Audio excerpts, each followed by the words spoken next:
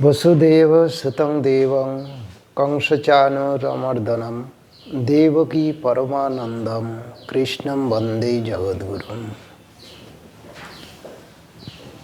চলছে গীতার দ্বিতীয় অধ্যায়। আজ শ্লোক নাম্বার 51।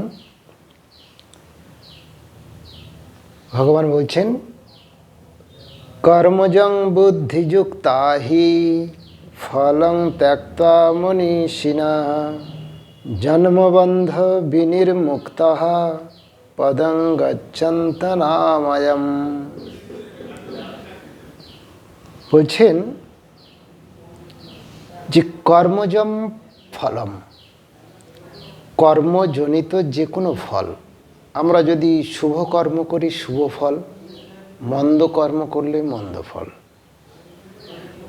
বলছি শুভে শুভ, মন্দে মন্দ ফল, এ নিয়ম রোধে নাহি কারো বল। তো ভগবান বলছেন যে সমস্ত বুদ্ধিযুক্ত জ্ঞানী কর্মজাত ফল ত্যাগ করে এই জন্ম মৃত্যুর বন্ধন থেকে মুক্ত হন এবং সব রকম উপদ্রবের পারে যে অবস্থা তাই প্রাপ্ত হন। যখন কোনো ব্যক্তির ভিতরে কোনো বাসনা না থাকবে, তার কাছে সুখ দুঃখ সমান বোধ হবে, তার কাছে ভালো মন্দ সমান বোধ হবে, সেটাই সমত্ব বুদ্ধিযুক্ত। বলছেন কর্মজম বুদ্ধিযুক্তা হি ফলং ত্যক্ত্বা, তারা ফলগুলি মানব কল্যাণের উদ্দেশ্যে ত্যাগ করে, যারা সমত্ব বুদ্ধিযুক্ত জ্ঞানী ব্যক্তি। মনীষিণ কথার অর্থ হচ্ছে কি, জ্ঞানী ব্যক্তিগণ। পদম গচ্ছন্তি অনাময়ম, গচ্ছন্তা নাময়ম মানে পদম গচ্ছন্তি অনাময়ম, তারা সমস্ত উপদ্রব থেকে মুক্ত অবস্থা লাভ করে। কারোর ভিতরে যদি এই ভালো মন্দ বোধ থাকে, কারোর ভিতরে যদি চাওয়া পাওয়ার লোভ থাকে, হাসি কান্না অনুভূতি হয়, তাহলে তারা সমস্ত বুদ্ধিযুক্ত জ্ঞানী ব্যক্তি নন। শঙ্করাচার্য বলছেন যে ইহৈব, এখানেই আমরা এখানেই সেই জ্ঞান লাভ করতে পারবো, যদি আমরা জ্ঞান লাভের জন্য যে পথ পড়ে আছে সেই পথটা ধারণ করতে পারি। সেই পথে যদি আমরা চলতে পারি, তাহলে আমরা ইহৈব, এই জন্মেই আমরা জ্ঞান লাভ করে মুক্ত হব। যে কেউ ইহলোকে সত্য উপলব্ধি করতে পারি। কিছু কিছু মানুষের ধারণা আছে যে আমরা কি পারবো। ঋষি মুনিরা একইভাবে সাধনা করে জ্ঞান লাভ করছেন। যে কোনো মানুষ, তারাও যদি সেই পথ ধারণ করে থাকেন, তাহলে তারাও জ্ঞান লাভ করতে পারবেন। কারণ ভিতরে সেই সত্য বস্তু আছে, ভিতরে সেই আত্মবস্তুটা প্রত্যেকটা প্রাণের ভিতরে আছে, কিন্তু বেশি প্রকাশিত মানুষের মধ্যে। যে কোনো মানুষ যদি চায়, তাহলে সে জ্ঞান লাভ করতে পারে। তাই মানবতন্ত্রের মাহাত্ম্য হচ্ছে কি না, তার মধ্যে সত্য উপলব্ধি করার বিষয়বস্তুটা আছে। একমাত্র মানুষ এই সত্য বস্তুটাকে উপলব্ধি করতে পারেন, কারণ ভগবান সেইভাবে এই দুর্লভ জীবন, মনুষ্য জীবন সৃষ্টি করেছেন অন্য প্রাণীদের থেকে। यदा ते मोहकोलीलं बुद्धिर्व्यतितरिष्यति तदा गन्तासि निर्वेदं শ্রোতব্যস্য শ্রুতস্য চ। কি বলছেন, যখন তোমার বুদ্ধি মহাত্মক অবিবেকরূপ কলুষ অতিক্রম করবে।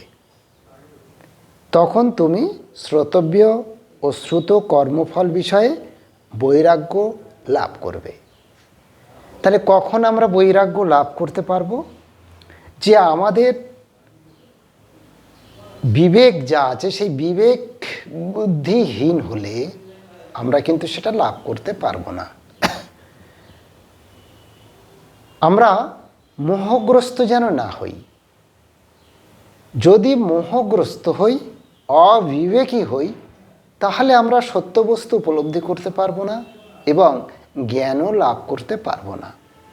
মোহ কলিলং মহাত্মক, মহামায়া প্রত্যেকটা জীবকে মোহ দিয়ে মায়ায় আবদ্ধ করে রেখেছেন। তা সেই মোহ ত্যাগ করে সেই মোহ থেকে আমাদের উদ্ধার হতে হবে। যখন মন মোহের এলাকা পার হবে, তখন সেই শুদ্ধ মনের স্বচ্ছ চিন্তা আমাদের সাহায্য করবে মোহের সাগর পার হওয়ার জন্য। কারণ প্রত্যেকটা জীব মোহগ্রস্ত হয়ে জগৎ সংসারে সুখ দুঃখ হাসি কান্না ভালো মন্দের মধ্যেই অতিবাহিত করছে। তা সেই সুখ দুঃখ হাসি কান্না থেকে আমরা যদি রেহাই পেতে চাই, তাহলে আমাদের এই মোহের সাগর পার হতে হবে। কারা পার হবে? তরতি শোকম আত্মবিদ, যারা আত্মজ্ঞান লাভ করেছেন, যারা আত্মবস্তু উপলব্ধি করেছেন, একমাত্র তারাই এই মোহের সাগর অতিক্রম করতে পারেন। যে কেউ আমরা মোহের সাগর অতিক্রম করতে পারি যদি আমরা চেষ্টা করি। তদা গন্তাসি নির্বেদং শ্রোতব্যস্য শ্রুতস্য চ, মানে হলো যখন তুমি যা শুনেছ ও যা তোমার শোনার সম্ভাবনা রয়েছে সে বিষয়ে সম্পূর্ণ উদাসীন হতে হবে। কারণ আমি আমার এই যে কাঁচা আমিত্ব, এই আমিত্ব থাকলেই বন্ধন চলে আসবে। আর তাতে কি হবে?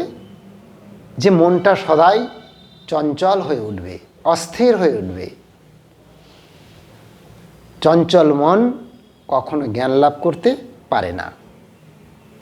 ধৈর্য চাই, ধীর স্থির চাই, এবং এগুলো আসতে গেলে আমাদের সাধনা চাই। শ্রুতি বিপ্রতিপন্নাতে যদা স্থস্যতি নিশ্চলা সমাধাব চলা বুদ্ধিস তদা যোগম অবাপ্সসি। ভগবান কি বলছেন? যে আমরা বিভিন্ন জায়গায় নানা মন্তব্য শুনি, নানান মন্তব্য শুনে আমরা মনটা বিভ্রান্ত হয়ে ওঠে। একজন হয়তো বলে দিল পূর্ব দিকে যাও, তাহলে এই পথটা খুঁজে পাবে। আর একজন বলল পশ্চিম, আর একজন উত্তর দক্ষিণ। তাহলে একটা মানুষকে যদি একটা জায়গার জন্য চারটে দিক সবাই বলে দেয়, সেই মানুষটা বিভ্রান্ত হয়ে যাওয়াটা অস্বাভাবিক নয়, স্বাভাবিক। তাই ভগবান বলছেন যে নানা মন্তব্য শ্রবণে মনটা বিক্ষিপ্ত হয়ে ওঠে। তাই নানান মন্তব্য না শুনে একটাই মন্তব্য করে সেই পথে আগাতে হবে। কেমন? যে গুরু বলছেন যে এই তোমার ইষ্ট আর এটাই তোমার মন্ত্র, এটাই জপ করো, তাহলে তুমি জ্ঞান লাভ করবে। এটাই নিষ্ঠা। যে কোনো জিনিসে আমাদের নিষ্ঠা যদি না আসে, আমরা কোনো কাজে সাকসেস হতে পারবো না। শ্রুতিবি প্রতিপন্না, এখান থেকে এটা, ওখান থেকে ওটা, এ গ্রন্থ থেকে এটা শুনলাম, সে গ্রন্থ থেকে সেটা শুনলাম।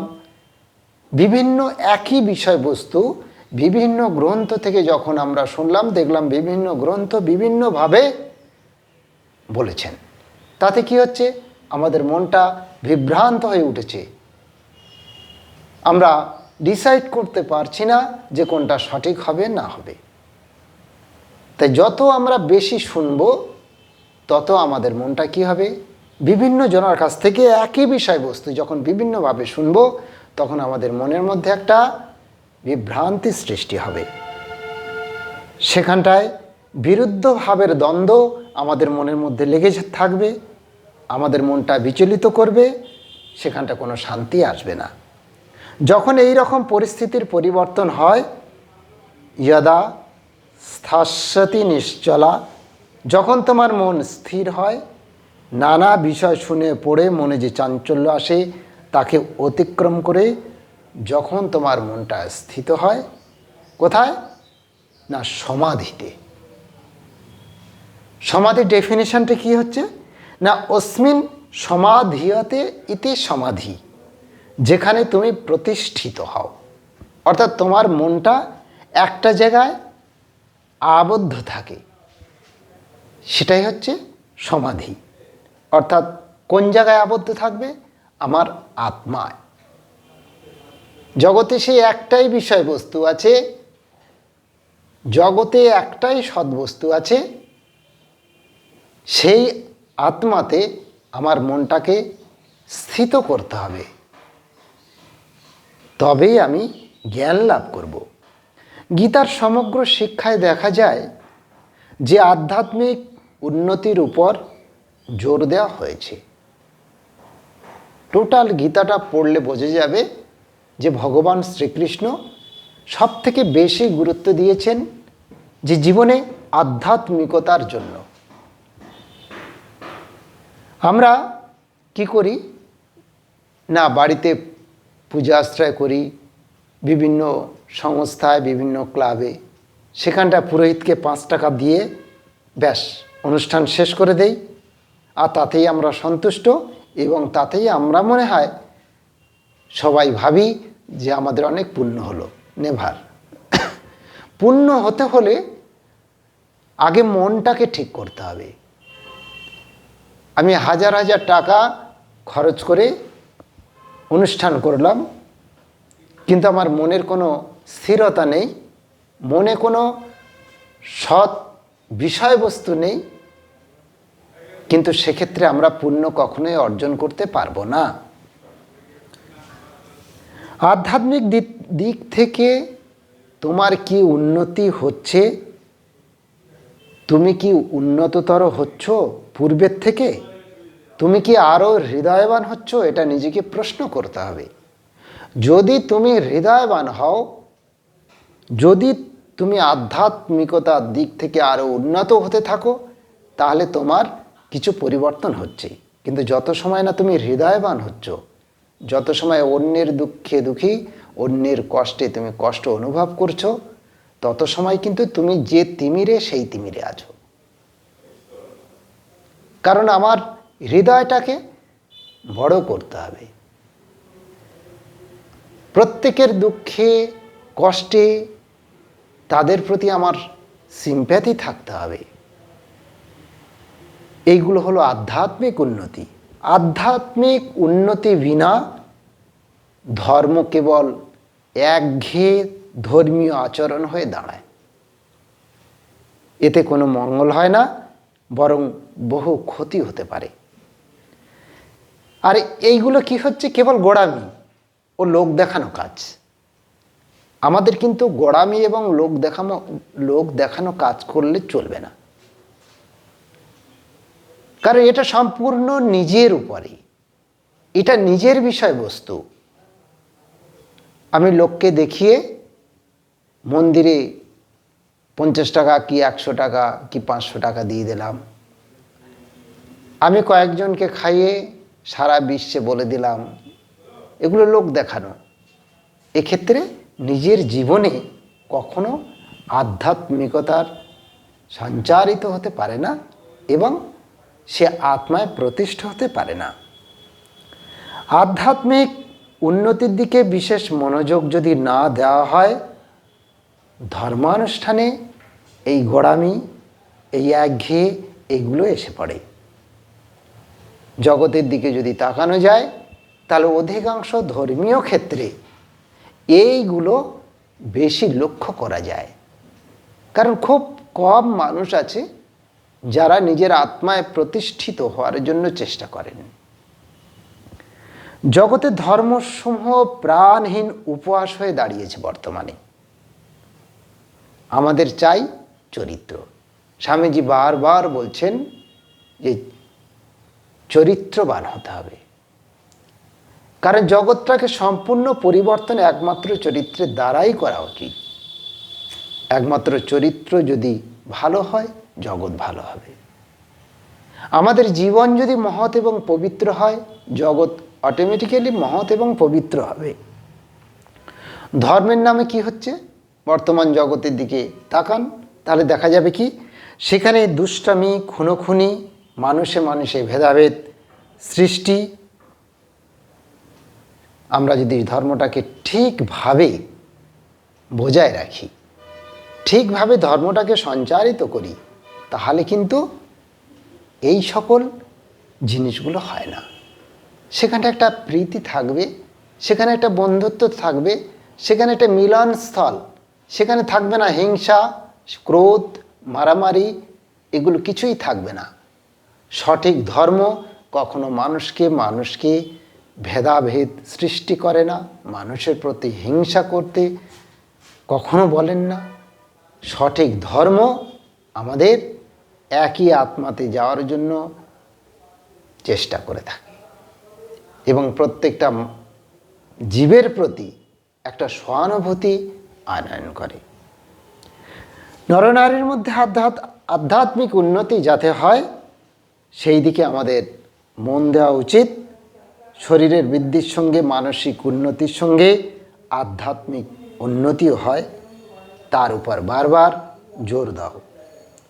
যোগশক্তি লাভের জন্য তপস্যা চাই। যদি আমাদের জীবনে তপস্যা না থাকে, তাহলে কিন্তু আমরা যোগশক্তি বৃদ্ধি লাভ করতে পারবো না। প্রত্যেকটা গৃহকর্ত্রী থেকে শুরু করে ক্ষেত মজুর থেকে প্রত্যেক লোকের আধ্যাত্মিক উন্নতি হতে পারে যদি চেষ্টা করে। কারণ এই আধ্যাত্মিক দিকটা হচ্ছে জন্মগত অধিকার প্রত্যেকটা মানুষের জীবনে। আমরা যেন আমাদের অনন্ত সত্তায় প্রতিষ্ঠিত হই, এটা ভুলে গেলে তাহলে জন্ম জন্মান্তর সেই দুঃখ কষ্ট, সেই হাসি কান্না, সেই ভালো মন্দ নিয়ে আসতে হবে, আবার ফিরে যেতে হবে। সেই সর্বাধিক সারবান মনোভাবটি আমাদের প্রত্যেককে গড়ে তুলতে হবে। সমাধি অর্থাৎ অস্মিন সমাধিয়তে ইতি সমাধি, যেখানে মন প্রতিষ্ঠিত হয়, সেইভাবে আমাদের চলা উচিত। যোগের মাধ্যমে আমরা আমাদের চরম সত্য বা স্বরূপটাকে উপলব্ধি করতে পারব। আমরা আমাদের আপন স্বরূপ কিন্তু জানি না। আমরা কি কেউ জানি আমাদের স্বরূপটা কি আছে? একমাত্র যোগের দ্বারা আমাদের স্বরূপ উদ্ঘাটিত হতে পারে।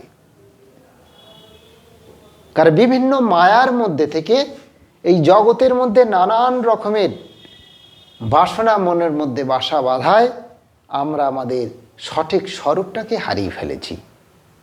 কিন্তু সেই স্বরূপটাকে, আমাদের সঠিক স্বরূপটাকে আবার ফিরিয়ে আনতে হবে। কোথায়? না, সেই আত্মাতে মনটাকে স্থির করার জন্য। এবং কিভাবে সেই আত্মায় মন স্থির করব? ভগবান শ্রীরামকৃষ্ণদেব তিনি তার বাণীর মাধ্যমে আমাদের বলে গেছেন। আমরা এক সম্মোহিত হয়ে রয়েছি এই জগৎ সংসারে। বালক থেকে শুরু করে, যুবা থেকে শুরু করে, বৃদ্ধা থেকে শুরু করে, যে কোনো বিষয়ে একটা সম্মোহিত আমাদের গ্রাস করে রেখেছে। কার প্রত্যেকের এই যে বাসনা, সেই বাসনায় আধ্যাত্মিকতার পথে আসতে দিচ্ছে না। সেই বাসনাটা আধ্যাত্মিকতার জায়গায় যেন একটা ওয়াল তুলে দিয়েছে। সেই ওয়ালটাকে ভেঙে চুরমার করতে হবে। আমাদের মনটাকে স্থিত করতে হবে, দৃঢ় করতে হবে, যাতে করে আমরা আত্মায় প্রতিষ্ঠিত হতে পারি, যাতে আমরা আমাদের এই জীবনটাকে সুন্দর সুখময় করে তুলতে পারি।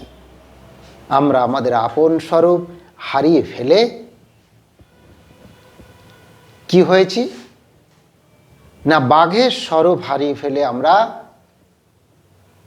ছাগে পরিণত হয়েছি। আমাদের প্রকৃত স্বরূপ না জেনে আমরা নানান রকমের অপকর্ম কাজ জগৎ সংসারে করতে চলেছি। দেখুন, জগৎ সংসারে কত গুন্ডা আছে, কত বদমাশ আছে, কত হিংসুটে আছে, কত মারামারি করছে। জগৎ সংসারটা যেন একটা ডামাডোলের বাজারের মতো চলছে। কেন? কারণ আমরা আমাদের সঠিক স্বরূপটা বুঝতে শিখিনি, বুঝতে চাইনি। আমরা প্রকৃত কি, আমাদের স্বরূপটা কি, সেটা আমরা একবারও চিন্তা ভাবনা করি না। তুমি সেই, আমি সেই, অহম ব্রহ্মাস্মি তমসি নিরঞ্জন। উপনিষদকার বলছেন যে বর্তমানে তুমি তোমাকে যে দৃষ্টিতে দেখছো এটা সেই স্বরূপ তোমার নয়। ভগবান অর্জুনকে বলছেন তুমি সেই সত্য স্বরূপ, আনন্দ স্বরূপ, নিষ্কলঙ্ক স্বরূপ, তুমি আত্মা।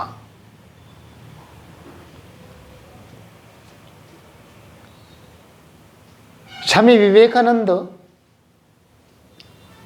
বেদান্তের দ্বারা মানুষকে সঠিক ধারণাটা পৌঁছে দিয়েছেন।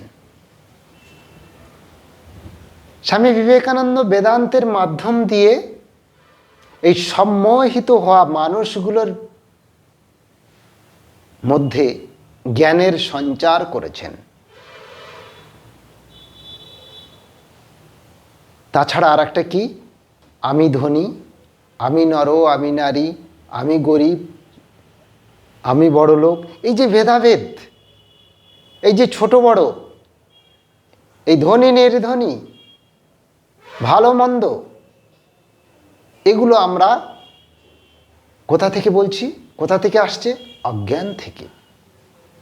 জ্ঞান হলে কখনো এটা হবে না। একটা জেলেকে যদি বেদান্ত শেখানো যায়, সে জেলেটি বলবে আমিও যা তুমিও তা। তুমি না হয় একজন ইঞ্জিনিয়ার, আমি না হয় একজন মৎস্যজীবী, কিন্তু দুজনে একই, দুজনের মধ্যে সে আত্মা বিদ্যমান আছে।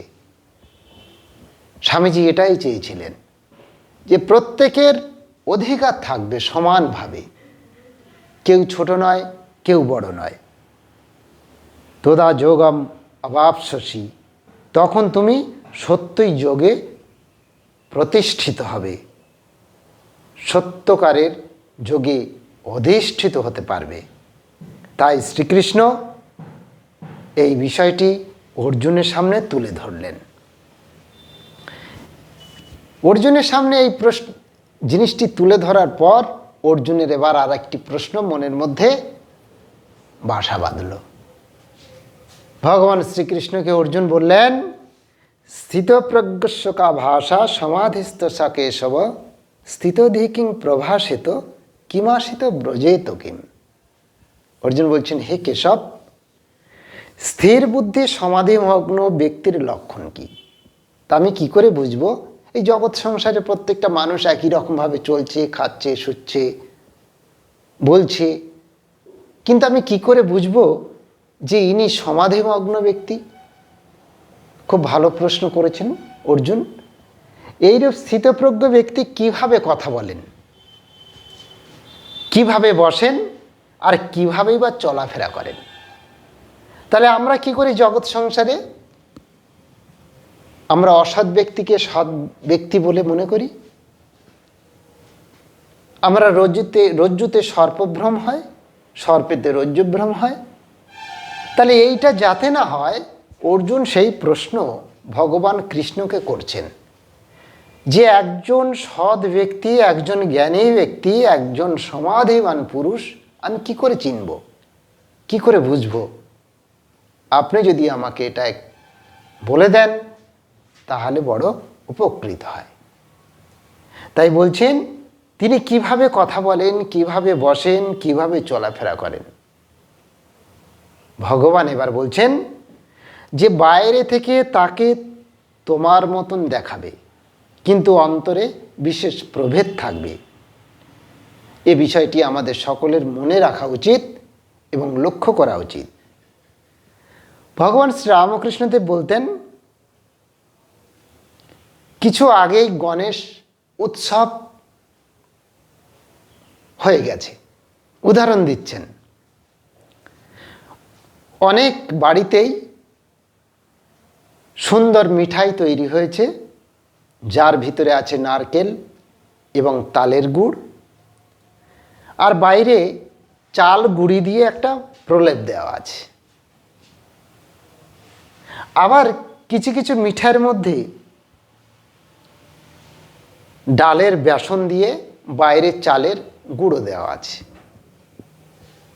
একই রকম দেখা যাচ্ছে পিঠেগুলো, চালের গুঁড়ির আবরণ, কিন্তু একটাই আছে নারকেল তালের গুড়, আর একটা আছে ডালের বেসন। দুটো আলাদা কিন্তু দেখতে একই। তদ্রূপভাবে মানুষও একই রকম, বাইরে থেকে একই রকম লাগবে, কিন্তু কার ভিতরে ক্ষীরের পোর, কার মধ্যে নারকেলের পোর, কার মধ্যে ডালের পোর, সেটা আমাদের লক্ষ্য করতে হবে। সব মানুষ দেখতে একই রকম, কিন্তু অন্তরের উপাদান ভিন্ন ভিন্ন হতে পারে। কেউ হয়তো খুব উদার, সে কেবল ভাবছে কিভাবে মানুষের সুখ ও কল্যাণ হয়। কেউ আবার হয়তো ভাবছে ওর টাকা পয়সা কিভাবে আমি নষ্ট করে ফেলব, ওর বাড়িতে এত সোনাদানা আছে কিভাবে আমি ওটা হাতিয়ে নেব। কারণ বাইরে থেকে সবাই মানুষ, কিন্তু মান আর হুঁশ ভিতরে সেই বিষয় বস্তুটা নেই। এই মান আর হুঁশের যে পোর, এই নারকেল আর হচ্ছে তালগুড়, এইটা প্রত্যেকের মধ্যে নেই। যার জন্যেই এই বিশ্ব চরাচরে, বিশ্ব জগৎ সংসারে নৃসিংহভাবে হিংসা, মারামারি, খুনোখুনি এগুলো অবিরাম চলছে। নৃশংস হত্যা, এগুলো থেকে একমাত্র উদ্ধার পেতে পারি যত সময় না আমরা আত্মাতে প্রতিষ্ঠিত হব। যারা উদার মানুষ, তারা ভাবছে কিভাবে মানুষের মঙ্গল করা যায়, কিভাবে মানুষকে উপকার করা যায়, কিভাবে মানুষকে হেল্প করা যায়। কিন্তু সবাই মানুষের মতো আমরা দেখতে, আমাদের মনুষ্যত্ব না থাকার জন্য চেঞ্জ হয়ে যাচ্ছে। দুজনকে দেখতে একই, কিন্তু মনের ভিতরে ভিন্ন রূপ। একজন জ্ঞানী লোক আর একজন মূর্খ মানুষ দূর থেকে একই রকম লাগবে, কিন্তু যখন তারা কথা বলবে কাজের মাধ্যমে, কথার মাধ্যমে, তখন আলাদা হয়ে যাবে কে মূর্খ কে জ্ঞানী। স্থিতপ্রজ্ঞ মানে স্থির, স্থিত মানে স্থির, প্রজ্ঞা মানে বোধ শক্তি। স্থিতোধি কিং প্রভাসিত কিমাসিতে ব্রজেত কিম। স্থির বুদ্ধির লোক কি বলে, তারা অন্য মানুষদের কি বলে থাকেন, কিভাবে বসেন, কিভাবে চলাফেরা করেন, শ্রীকৃষ্ণ এবার বলছেন। মানব মনের গভীরে কাম ও হিংসা ছাড়া আরো বিষয়বস্তু আছে। সে বিষয়বস্তু কি? সৎ বস্তু। হীরকের উপরে ধুলোর আবরণ, ধুলোটাকে সরাতে হবে। এই কাম এবং হিংসাটাকে আমাদের পরিষ্কার করে দিলে, এটাকে আবরণটাকে উঠিয়ে দিলে আমরা সৎ বস্তু লাভ করতে পারব। এরপরে বলছেন প্রজহাতি যদা কামান সর্বান পার্থ মনোগতান আত্মন্যেবাত্মনা তুষ্ট স্থিতপ্রজ্ঞস্তদুচ্যতে। প্রজহাতি যদা কামান সর্বান পার্থ মনোগতান আত্মন্যেবাত্মনা তুষ্ট স্থিতপ্রজ্ঞস্তদুচ্যতে। বলছেন হে পার্থ, পরমার্থ দর্শনে প্রত্যেক আত্মাতেই পরিতৃপ্ত হয়ে যোগী যখন সমস্ত মনোগত বাসনা সম্পূর্ণরূপে পরিহার করেন তখন তাকে স্থিতপ্রজ্ঞ বলে। কারণ অর্জুনের প্রশ্ন, স্থিতপ্রজ্ঞ কাকে বলে? ভগবান বলছেন যখন সব বাসনাকে কেউ বর্জন করে ফেলবে, এটা চাই ওটা চাই যে করবে না, যখন মন ও হৃদয় এটা ওটা লাভ করার জন্য আর লালায়িত হবে না, যখন বাসনাগুলো থেকে নিত্য মুক্ত হয়ে যাবে, নিজের স্বরূপটাকে উদ্ঘাটন করবে এবং একাত্ম বোধ করবে প্রত্যেকের সঙ্গে, এইভাবে বুদ্ধিযুক্ত বোধের সহায়তায় সবাই বুঝবে যে আমি সেই অনন্ত আত্মার স্বরূপ, অমৃতস্য পুত্র, সেই অমৃতের সন্তান আমরা। এইভাবে আমরা বাসনাকে জয় করতে পারবো। কারণ বাসনা এব সংসার, বাসনাই সংসারের সৃষ্টি করে। শিশুর মতো আমরা বলে থাকি কি, এটা দাও ওটা দাও, এটা চাই সেটা চাই, কিন্তু আমরা তো শিশু নয়। এটা খাবো সেটা খাবো, এই যে বাসনা, রসবর্জং রসপ্যস্য পরং দৃষ্ট নিবর্ততে। শিশুর মন সর্বদাই সদাই বহির্মুখ থাকে, কিন্তু আমাদের সে বহির্মুখ মন হলে চলবে না। এই বহির্মুখ মনটা যখন পরিণত অবস্থায় আসে তখন সেই বোঝে যে মনটাকে কোন জায়গায় রাখা উচিত। আমরা শিশু নয়, বয়সের সঙ্গে যখন বুঝতে পারে যে আর বেশি দিন সময় নেই, তখন তারা কি করে, যে ওই শিশুর মতন এটা ওটা না চেয়ে সেই একটা দিকে তাদের মনটা নিয়ে যাওয়ার চেষ্টা করে।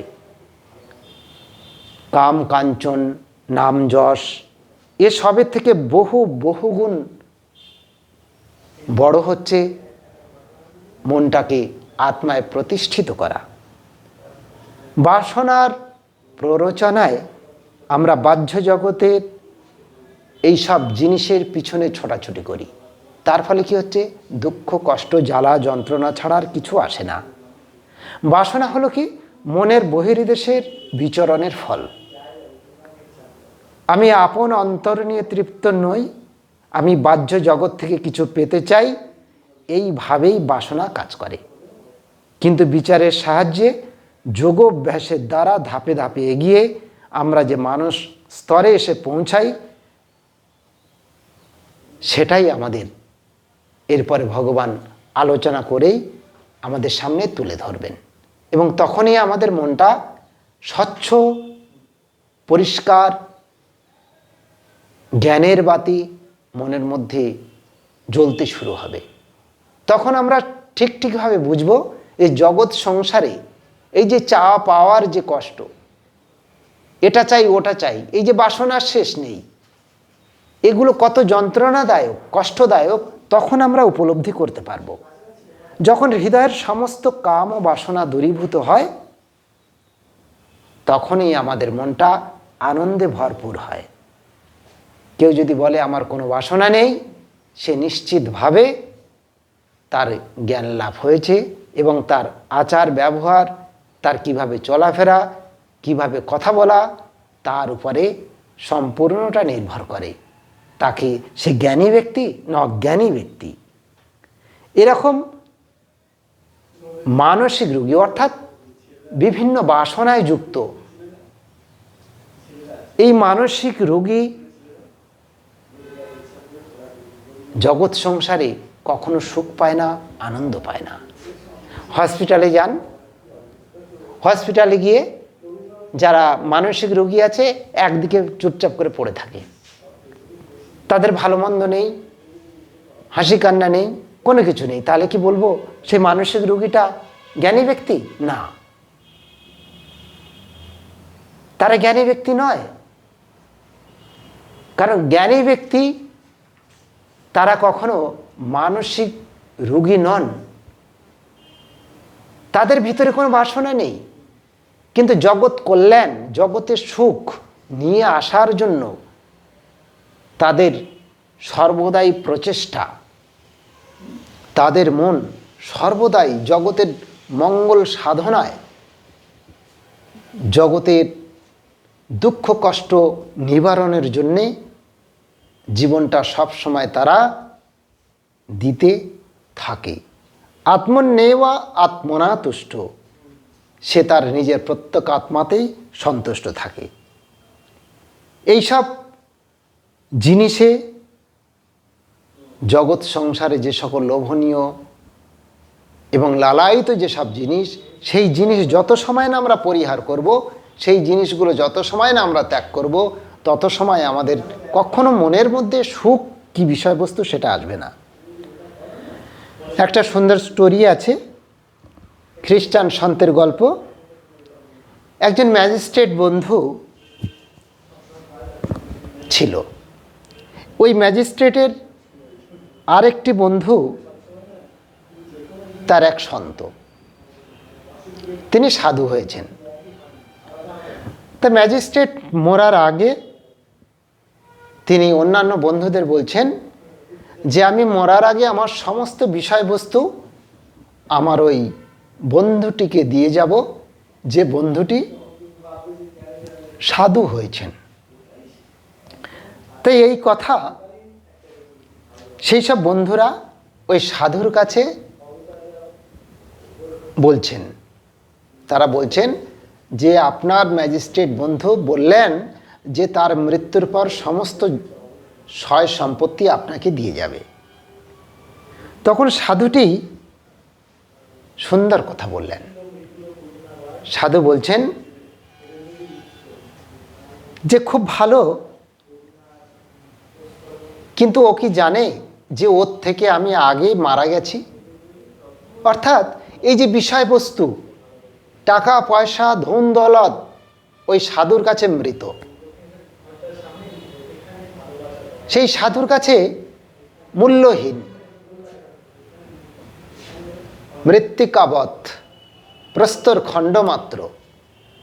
তাই সেটাই সাধু বলছেন যে ম্যাজিস্ট্রেট বন্ধু জানে না যে এই সকল বিষয় আশায় ধন সম্পত্তি আমার কাছে মৃত, সুতরাং তার আগে আমি এগুলোকে মেরে ফেলেছি, তাই আমার সেদিকে কোনো মন নেই, আর সেটা আমি চাই না।